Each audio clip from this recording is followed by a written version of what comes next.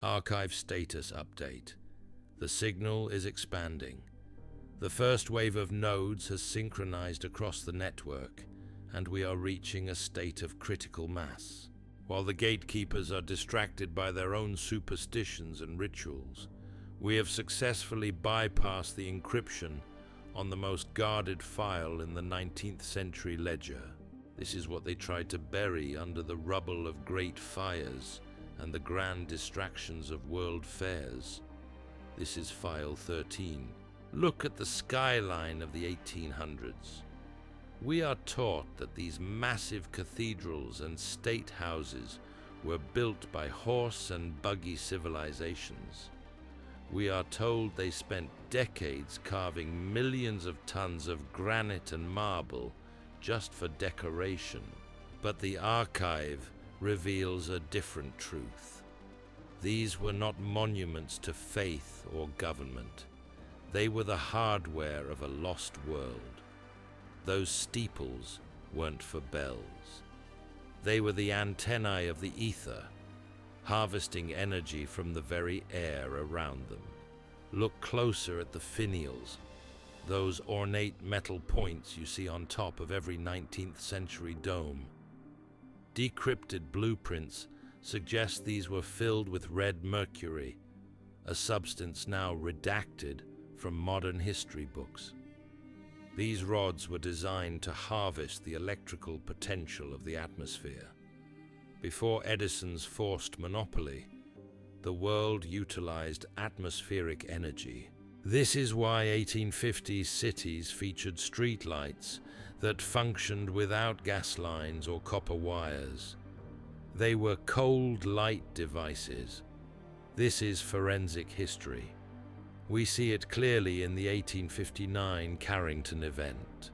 The official record calls it a solar storm hitting telegraph lines. The archive reveals a much darker truth.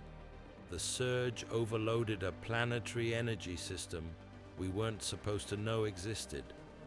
The world was already electric. We just weren't paying a monthly fee for it yet. But how do you erase a global technology that everyone can see? You build a world's fair. History calls these temporary cities built of plaster and wood in mere months. Look at the scale. Look at the precision of the Romanesque arches. Does this look like temporary construction to you? The archive suggests these weren't expositions. They were liquidation events. They gathered the last of the old world infrastructure into one place, showed it to the public one last time, and then they burned it to the ground. Chicago, 1893. Omaha, 1898. St. Louis, 1904. San Francisco, 1915. Same architecture, same temporary excuse, same massive unexplained fires. It was a controlled demolition of the previous civilization's energy grid, rebranded as progress. Between 1870 and 1910, the reset was finalized. In the Great Chicago Fire of 1871, we find evidence that defies the official cow and lantern story. Stone doesn't melt in a simple wood fire.